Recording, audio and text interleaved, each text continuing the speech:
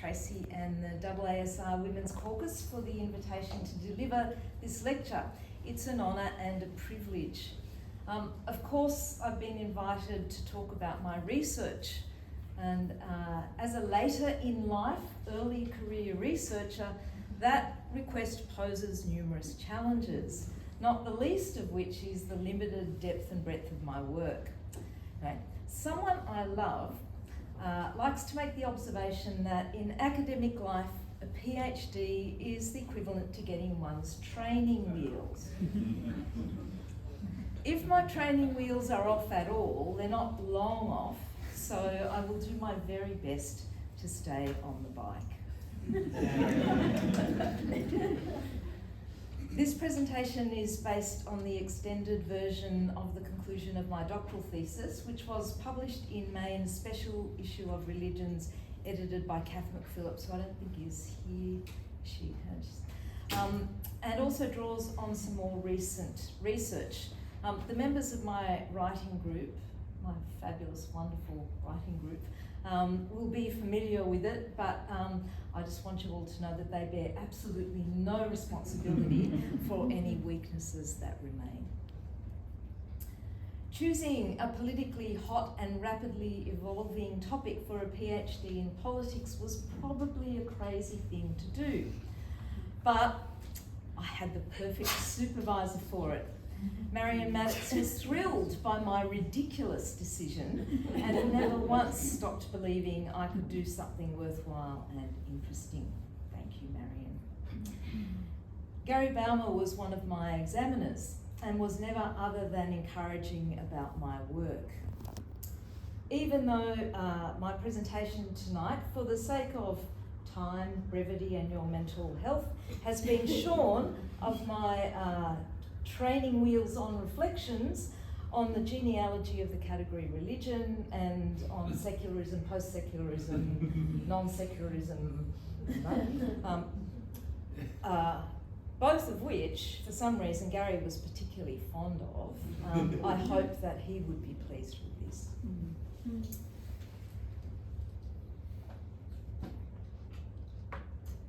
I didn't know Penny Magee either, but it appears from an article by Kath McPhillips from some time ago that Penny Magee and I have something in common, a concern about the reduction of complexity and nuance in talk about religion to polarised and polarising constructions, especially in relation to the sacred and the profane. In 1995, she wrote, "Traditional philosophers, theologians and clergy have already achieved much success keeping the sacred and the profane, as defined by them, at war with one another. And we know who are the colonised. Feminism should not sell arms to the combatants." I hope I can do some justice to her work and her memory here today by not even inadvertently selling arms to the combatants.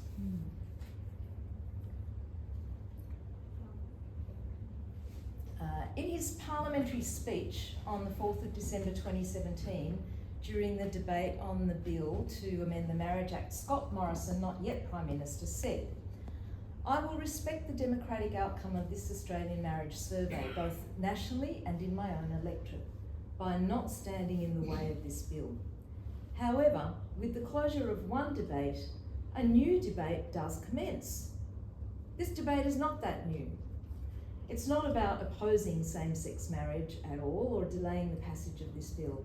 It is about simply protecting religious freedoms in this country." Morrison may have been taking a bet each way on whether the religious freedom debate was a new one or not, but he was in no doubt about the importance of religious freedom.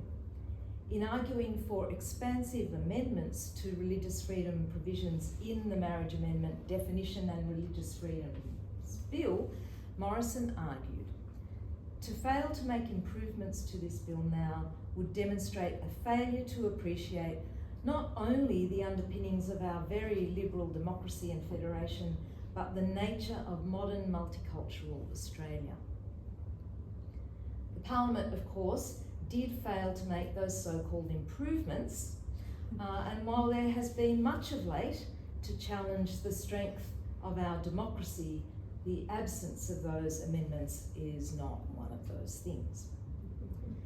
Despite what Morrison thinks, religious freedom has not always been regarded as the linchpin of our democracy, nor has it always had as much political and media attention as it has had since 2017. In 1984, at the time of the first public inquiry report into religious freedom by the New South Wales Anti-Discrimination Board, religious freedom was a niche public policy issue, the concern of church leaders, but only when provoked, human rights advocates, those interested in constitutional law, a small number of policymakers, and a few sociologists of religion. By 2017, it had become the subject of numerous public inquiries and toxic and divisive public debate. After gaining the party leadership, Morrison headed into the 2019 election with a promise to better protect freedom of religion through a religious anti-discrimination bill. He won the election, of course, but failed to legislate the bill. The two exposure drafts that he released in 2019 and 2020 were both slammed from all sides. Morrison finally introduced a package of bills into Parliament in November 2021. In the early hours of the 10th of February 2022, the Religious Discrimination Bill was passed by the House of Representatives, but 5 Liberal MPs crossed the floor to vote in favour of amendments. These were amendments to the Sex Discrimination Act, tabled by independent MP Rebecca Sharkey, and they included the removal of the provision that made it legal for religious schools to discriminate against LGBTIQ+ students. With an election looming, Morrison withdrew the bill before the Senate could water it down or vote it down entirely. Ahead of that 2022 election, Anthony Albanese matched Morrison's promise, if not his enthusiasm, to legislate a bill. 18 months in, his government has yet to release draft legislation and has handballed the problem to the Australian Law Reform Commission, and the issue remains politically fraught. During the election campaign, the Australian Christian lobby made clear how much of a threat to Christianity Sharkey's amendments would have been. Its flyer, shown on the screen here, is a pretty good representation of how the politics of religious freedom is being played out and understood in Australia as a contest between conflicting rights that flared during the lead up to marriage equality. The reality is, of course, much more complex than this. Since the European invasion of this continent and the establishment of the British colonies, religious freedom has in fact been the occasional subject of debate. It emerged as significant, for example, during the constitutional debates of the late 19th century, ahead of the drafting of the Constitution and the Federation of the Commonwealth in 1901. And again, it emerged in the context of sectarian rivalries during the 19th and 20th centuries. And if you're interested, particularly in the lead up to the constitutional debates, I would highly recommend Luke Beck's book, Religious Freedom and the Constitution, in which he tells a story about Robert Shannon, a Seventh-day Adventist who was sentenced to imprisonment in stocks in public in 1894. It was an incident that kind of kick-started and energised the Seventh-day Adventist campaigns and advocacy leading up to the constitutional, the formation of the Constitution. It was, though, in the lead up to marriage equality that religious freedom finally did become the breakout star among human rights, at least in part because church leaders and numerous Christian organisations and lobby groups began calling for more expensive religious freedom protections in law, more beyond the religious exemptions allowed in anti-discrimination law. This was a significant change of heart. In 1985, as you can see on the screen, the Baptist Union of New South Wales opposed the New South Wales Anti-Discrimination Board's proposal to add religion as a protected attribute in the New South Wales Anti-Discrimination Act. The Baptist Union wrote, "We believe that the struggle for religious liberty has in large measure already been won, and that the proposed legislative action serves more to threaten the liberty of religious groups than to further the liberty of individuals who hold to particular religious conventions." This opposition to any form of legislative protection for religious freedom was shared by almost all Christian churches for a long time. 36 years later, and the Australian Catholic Bishops' Conference, the Baptist Union and other Protestant church denominations were quoting international human rights conventions and arguing that Morrison's religious discrimination bill did not go far enough to protect religious freedom, a now profoundly threatened right. There is an increasingly substantial body of work from scholars interrogating the politics of religious freedom out of diverse fields including law, sociology, political science, international relations, philosophy and anthropology. This is because religious freedom is not a neutral or static category, even though it's often treated as such in public discourse. Its meaning taken for granted, allowing particular understandings of religion, religious belief, and religious freedom itself to become reified in public and policy discourse.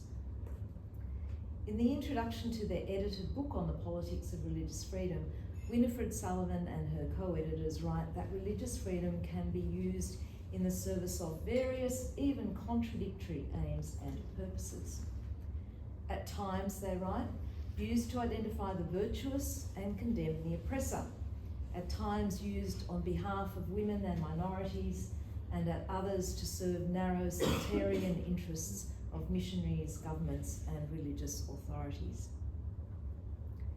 Tisa Wenger, in her book on the political history of religious freedom in the US, has called it, quote, an eminently malleable discourse, which, like religion itself, she says, is inevitably implicated in relations of power. But until recently, very little work had been done on the discourse of religious freedom. And with a background in linguistics, theology, and social justice, it's probably not surprising that I became interested in exploring how the meaning of religious freedom shifts and why, who cares about it and why, what it means for how we understand religion, and what are the consequences for people who are most vulnerable. To analyse the framing of religious freedom in Australian public discourse, I conducted 4 separate studies, each one examining a different genre of public discourse using a different methodology. Why not? I wouldn't recommend it. Taken together, the texts span 35 years from 1984 to 2019. They are the 14 submissions by official church bodies to the 2012 inquiry into the draft legislation consolidating all anti-discrimination law, and I used manual discourse coding to do that one. All 663 parliamentary speeches given during same-sex marriage debates since 2004, using a corpus-assisted analysis to crunch the stats on 731,919 words. All 20 public inquiry reports from inquiries into religious freedom and inquiries on broader human rights issues that included religious freedom to the end of 2017, using the critical public policy methodology, What's the Problem Represented to Be, developed by Australian political scientist Carol Backey. And finally, all 40 editorials on religious freedom published in The Australian between 2015 and 2019. I've got to tell you, after that one, I felt like I needed a bath.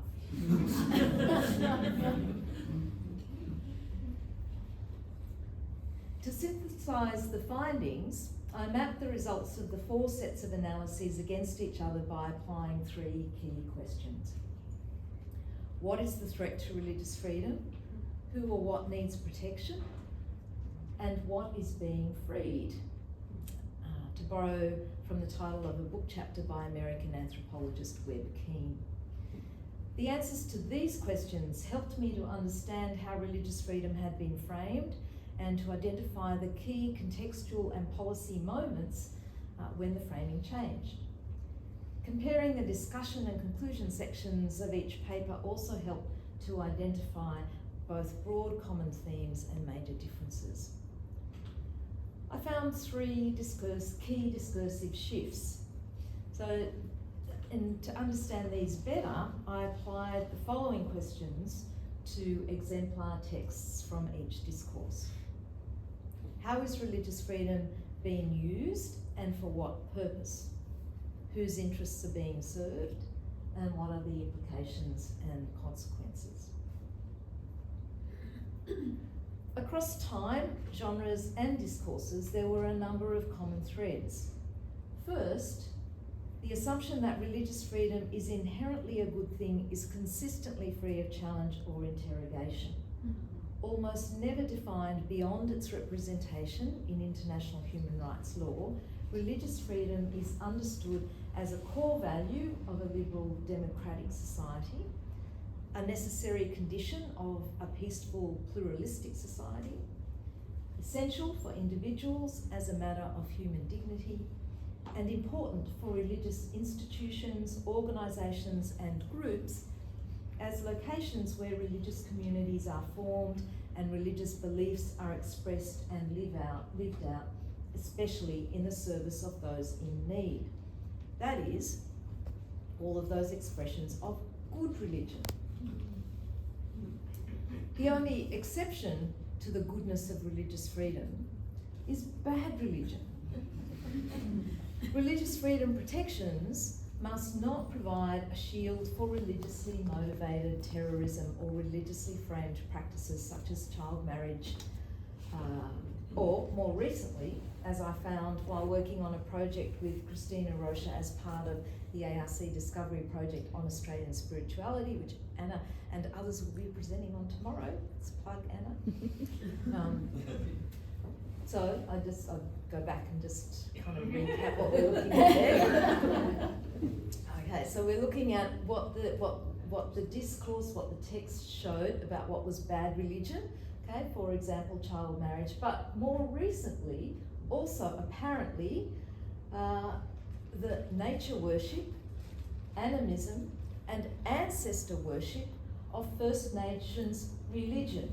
Here's just one. So let me just digress a little to show you, because it's really too horrifying for me to keep to myself. A number of authors in an edited book published this year, edited by Gabriel Moens and Augusto Zimmerman, argued that if we voted yes in the Voice referendum, we would be giving permission to the government to establish Aboriginal religion as the state religion. Emeritus Professor of Law at the University of Queensland, Gabriel Moens, wrote, "The religious nature of the Uluru Statement from the Heart is relevant because the Voice proposal is based on and inspired by this statement." True.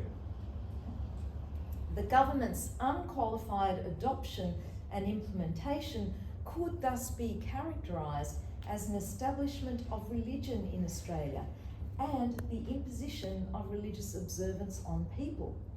In addition, those who aspire to serve on the Voice, if it were to be successful, would need to qualify as ardent proponents of the statement, thereby, losing my voice as well, also potentially violating the constitutional directive that no religious test shall be used to determine the suitability of people for government positions. The voice, he writes, may well violate section 116 of the Constitution. Sorry.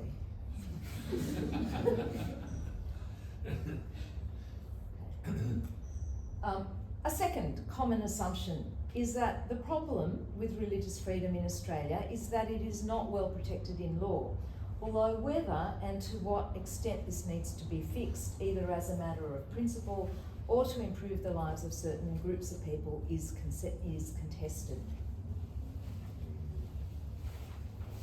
Thirdly, the other common thread in all the texts was that the meaning of the category religion is largely taken for granted, rarely defined in the public discourse. And you can see here one of my favourite quotes of all time about religious freedom: everyone seems to be for it, but what are they for? In identifying what understandings of religion were embedded in the different discourses, I could have chosen any number of models or conceptualisations of religion. They all have their drawbacks and they all have their advantages, but Linda Woodhead's 5 concepts of religion offered a useful framework for exploring the assumptions carried in the discourses about the nature of religion and the implication of those understandings for the politics of religious freedom. Each of Woodhead's 5 concepts includes a number of subcategories, some of which I've listed on the slide here. It's worth noting that religion as power, her 5th concept of religion, is the broadest category, and it has interpretive resonance across all the other categories. So, 3 distinct public discourses of religious freedom emerging over 3 phases across 35 years. The religious diversity discourse from 1984 to 2010, the balancing rights discourse from 2011 to 2014, the freedom of belief discourse from 2015. All 3 discourses are present to varying degrees across the 3 phases and bleed into one another to some extent, particularly in and out of phase 2, but one clearly dominates in each phase. While policymakers constructed the earliest framing of religious freedom, it was conservative church leaders and the Christian right, and by that I mean conservative Christian lobby groups, think tanks, politicians, media commentators and member-based associations, who came to set the terms of future debates and whose rhetoric, amplified by right-wing culture warriors, especially media commentators and politicians, now dominates the framing of religious freedom in public discourse. It's important to note here that despite the current dominance of the freedom of belief discourse, the preferred framing of religious freedom for policymakers continues to be that of balancing rights. And I'll come back to that later.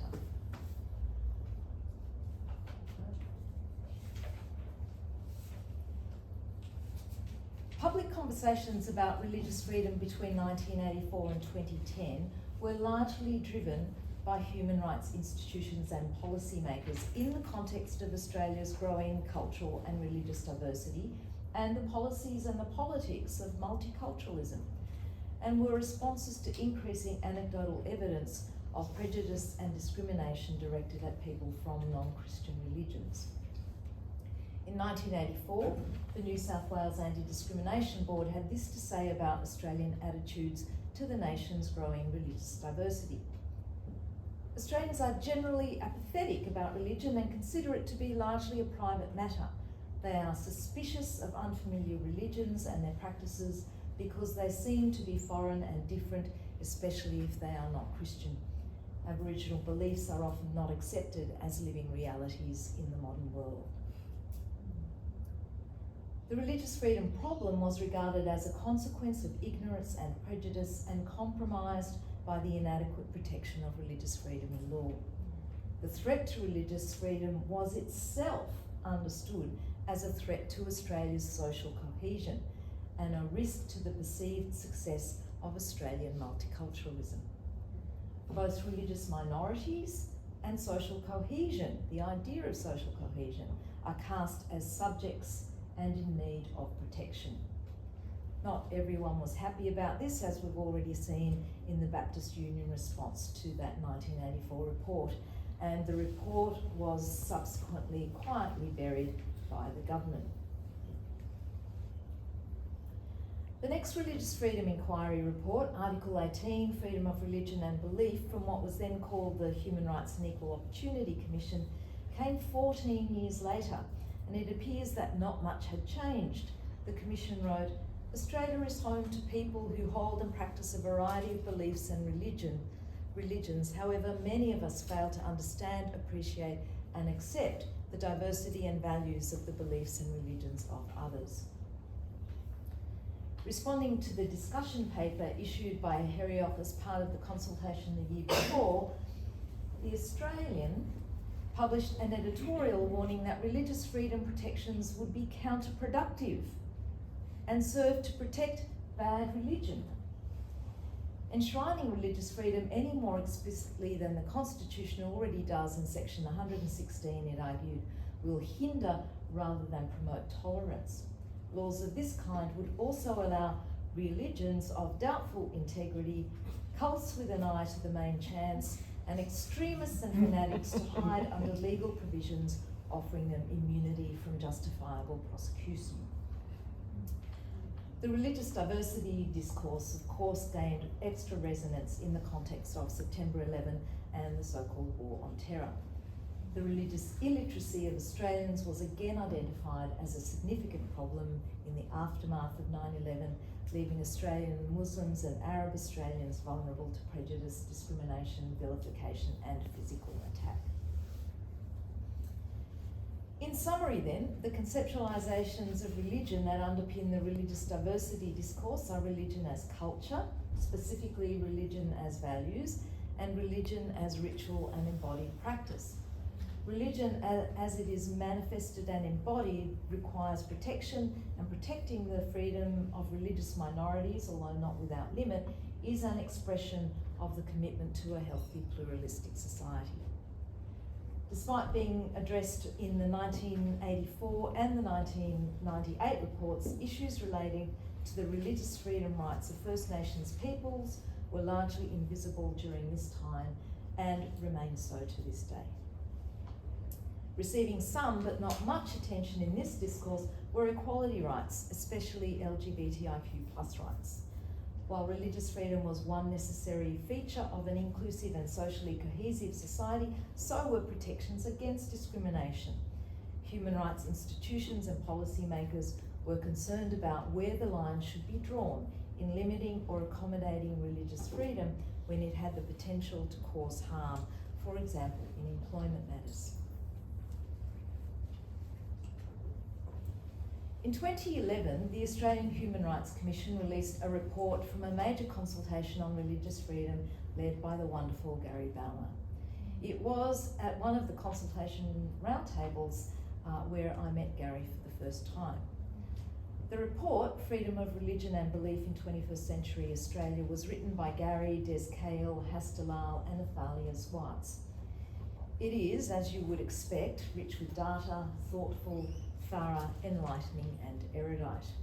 And within its pages there is evidence of a shift in the framing of religious freedom. Responses from individual Christians and church leadership were arguing that appropriately balanced rights were being threatened by an aggressive secular agenda seeking excessive accommodations for religious and sexual minorities at the expense of religious freedom. Gary and the team wrote, "The fear expressed was that minorities could rule the majority because it was felt there is no balance in present policies, and this enables new communities to challenge some of the norms of their adopted society." Few specific examples of these fears were given, however the hijab was mentioned in this context, as was Sharia law, equality in gender relations, and any concessions to the gay lobby. Some churches and Christian lobby groups argued that the expanding rights of minorities must be limited in order to maintain the more important or fundamental right of religious freedom. These concerns continued to motivate the Christian right, as LGBTIQ+ rights gained momentum over the next few years and popular support for marriage equality grew. In submissions to the 2012 parliamentary inquiry into the Gillard government's draft Anti-Discrimination Law Consolidation Bill, which proposed the addition of sexual orientation, gender identity and religion as protected attributes, churches and Christian lobby groups argued, often in explicit terms, that as a matter of religious freedom, religious bodies must be able to lawfully discriminate against people on the grounds of gender, marital or relationship status, pregnancy or potential pregnancy, religion, sexual orientation and gender identity. The Catholic Bishops' Conference, for example, wrote, "Parents choose Catholic schools for their children because they expect that this education will be provided by teachers in a manner consistent with the doctrines, beliefs and practices of the Catholic Church. If a teacher in a school publicly argues against church teachings or lives in such a way to challenge those teachings, the school should have the freedom to refuse to employ that person. The Catholic Church does not impose its beliefs on anyone and no one is obliged to work for a church agency. The expectation that those working in a Catholic agency will support its mission applies to everyone without discrimination." That was 2012. Church submissions also drew together the freedom of religion and freedom of speech as intertwined rights, each dependent on the other. And it's in this context that religious belief gains special currency. Freedom of speech matters because it provides permission and protection for the expression of religious beliefs. The Anglican Diocese of Sydney wrote, "Many religious bodies hold to particular doctrines concerning matters of sexual practice, for instance, and it is possible for the exposition of such doctrines or even reading religious texts in public, such as in the workplace, to cause offence and give rise to a harassment claim." So while policymakers and human rights institutions were intent on balancing what were now regarded as inherently conflicting rights, the Christian right was mobilising around the argument that the proper balance, long in place, was being undermined by a secular preference for equality rights. In this discourse, the privileged Christian majority, as it's identified by Christian institutional power, becomes the persecuted minority because their truth claims are being rejected in law. Religion here is conceptualised as identity claim. It's what one believes that identifies a person as belonging to a particular group. A particular Christian identity becomes normative of religion and set in opposition to other religious identities, for example, Muslim, and other identity claims, especially those related to gender identity and sexual orientation. In public policy, media coverage, and in life generally, balance is, of course, and we've had terrible evidence of this, impossible to achieve. And it almost invariably serves to exacerbate polarisation rather than reduce it, and it tends to serve the already privileged. Intended to support greater rights and protections for LGBTIQ people, women, people who are divorced, and religious minorities, the balancing rights discourse remains the discourse of choice for policymakers and centrist governments, but it has unintentionally served to entrench in public discourse the incompatibility of religious freedom and equality rights. Leaders of the Christian right and their non-religious culture warrior colleagues, meanwhile, have long left it behind for something even more potent, that is the freedom of belief. In July 2015, the Australian's Paul Kelly wrote an opinion piece titled "The Same-Sex Marriage Debate and the Right to Religious Belief." It began, "The central issue in any Australian recognition of same-sex marriage remains almost invisible. Whether the state's redefinition of civil marriage will authorise an assault," repeat that, an assault on churches, institutions and individuals who retain their belief in the traditional view of marriage. Just 1 month later, after much pressure and speculation, Prime Minister Tony Abbott announced that the government intended to hold a compulsory plebiscite on same-sex marriage. The Australian began publishing what would be an unusually large number of editorials addressing religious freedom, including 3 over the course of that 1 week of Abbott's announcement.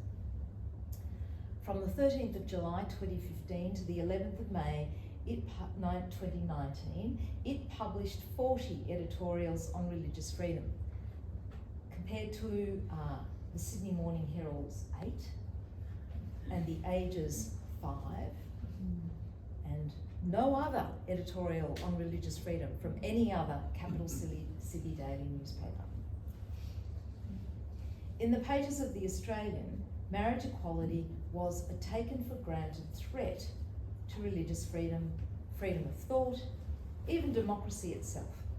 In an opinion piece with the leader, Marriage Equality Muscles In on Freedom of Religion, columnist Angela Shanahan asked, "Since when has teaching your children what you and most of the world's population to be right been a thought crime? Since when have those beliefs enshrined in the law of the land and always seen as positive and good suddenly been deemed harmful?" In both editorials and commentary, The Australian amplified the concerns and the discourse of the Christian right and conservative church leaders. In a piece titled "A New Secularism Thrashes Tradition,"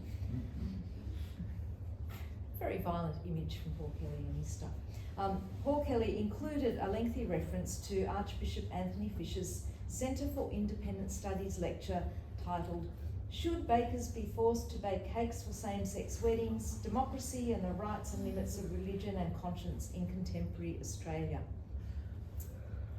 In that 2015 lecture, Fisher's speculation about what might result from the legislation of marriage equality included the imprisonment of priests for upholding Christian marriage. As marriage equality became a symbol of an aggressive secularism intent on ridding the public sphere of anything religious and legalising discrimination against Christians for what they believe, religious freedom was weaponised in this fight to stem the advance of LGBTIQ+ rights. The Catholic Archbishop of Sydney wrote in 2018 this time, "For all its putative open-mindedness, easier to write than read, and despite its profound debt to Judeo-Christianity," yes, that is a single thing, "for its laws and customs, our culture is less and less tolerant of such religion. Will people in parishes, church schools, and other faith institutions, let alone in the more public square, be free in future to hold, speak, and practice their beliefs?" The recent change to the legal definition of marriage raised such concerns. In the freedom of belief discourse, religion is conceptualised as personal claims of truth, validated and supported by religious institutions and their leaders in traditions and sacred texts. Woodhead describes this as a result of the confessionalisation of religion in the post-Reformation period, sharpened by many forms of evangelical and fundamentalist Protestantism, making assent to a set of propositions a test of orthodoxy. Religion, understood and exercised by power, is central here. In the politics of religious freedom, this conceptualisation of religion renders dissenting and or progressive theologies within religious traditions invisible, and their beliefs beyond the scope of what religious freedom protections are meant to protect.